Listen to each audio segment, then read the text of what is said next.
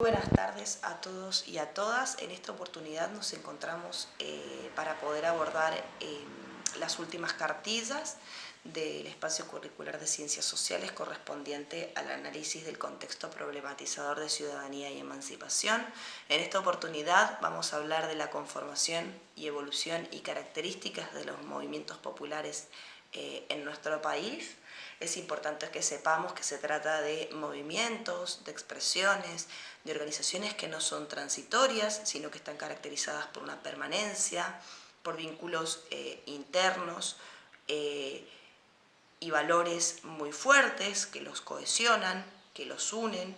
Generalmente son organizaciones que se oponen a vínculos y formas de explotación y de dominación por parte del sector del Estado, como así también de distintos actores y organizaciones de la sociedad.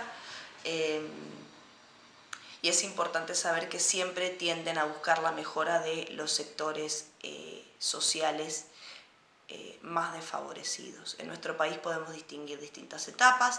Una primera etapa que abarca el periodo de 1880 a 1943.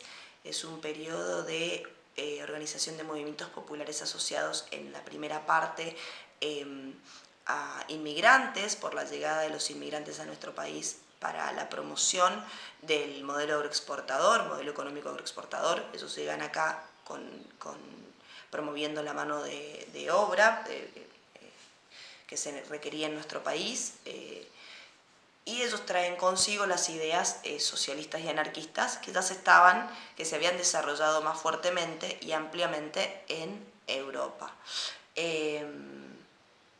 Es una época en la que surgen organizaciones obreras, comienzan a haber tensiones entre estos sectores y el gobierno, porque a partir de las medidas que va tomando el gobierno se opone a las organizaciones y a la conciencia de los trabajadores gracias a estas ideas anarquistas y socialistas.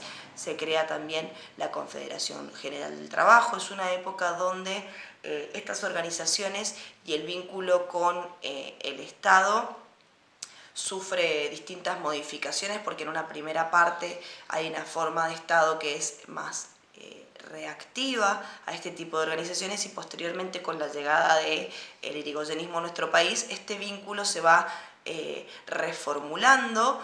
Sin embargo, no llega a obtener las características ni las dimensiones que va a obtener en la segunda etapa que podemos mencionar en nuestro país, que abarca los años 1943-1976, donde hay una amplitud de todo lo que tiene que ver con las organizaciones de trabajadores, obreras, sobre todo con la forma de organización que está asociada a los trabajadores, pero después vamos a ver cómo se van corriendo estos márgenes de organización y que van a trascender el ámbito del trabajo. Entonces no van a ser solamente organizaciones de trabajadores. Se organizan todo este tipo de organizaciones obreras. Entonces en este periodo se crea el Partido Peronista. También sepamos que con la llegada del peronismo al poder en el año 1949 hay un gran avance que tiene que ver con la reforma constitucional de 1949 y toda la ampliación en el reconocimiento de los derechos de trabajadores y trabajadoras. En este mismo periodo analizado tenemos luego y posteriormente un desgaste de este vínculo, una corrida, una irrupción del peronismo, la proscripción del peronismo, y después nuevos actores que van a hacerse cargo de conducir al Estado. Empieza a haber una democracia más restringida, una intervención de las organizaciones de trabajadores, violencias que se van expandiendo por el país, el Cordobazo como un evento muy significativo de movilización social. Hay mucha debilidad político-institucional que van a desencadenar en el golpe de Estado del año 1976. Y un tercer periodo que analizamos de los movimientos populares, que ustedes pueden ampliar toda la información y las demás características con la lectura del material, tiene que ver con lo que abarca el periodo del año 1976 hasta la actualidad, donde se van observando las consecuencias de esta última forma de Estado que analizamos con la conducción por parte de juntas militares, la persecución, la desaparición, la intervención de las organizaciones de trabajadores. Hay una irrupción del sistema democrático. Por lo tanto, si se irrumpe el marco democrático, se ve violentada también todo tipo de organización de trabajadores y barriales, locales.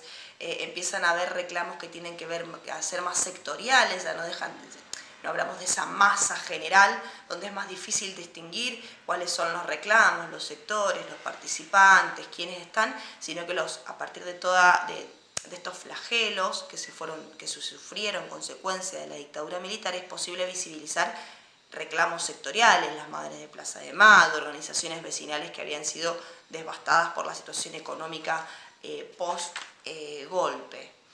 Entonces en este periodo empieza a haber un poco más de visibilidad de las organizaciones ya, no solo de trabajadores, sino también de organizaciones barriales, organización de piqueteros, hay movimientos clave que son el de derechos humanos, las organizaciones barriales, de mujeres y juveniles que adquieren una participación muy importante, y también, ya llegando más a la actualidad, podemos observar un amplio crecimiento de todo lo que son los movimientos socioambientales en pos de la protección de los derechos del ambiente. Vamos a continuar en un próximo video con el último abordaje de cartilla de este espacio curricular.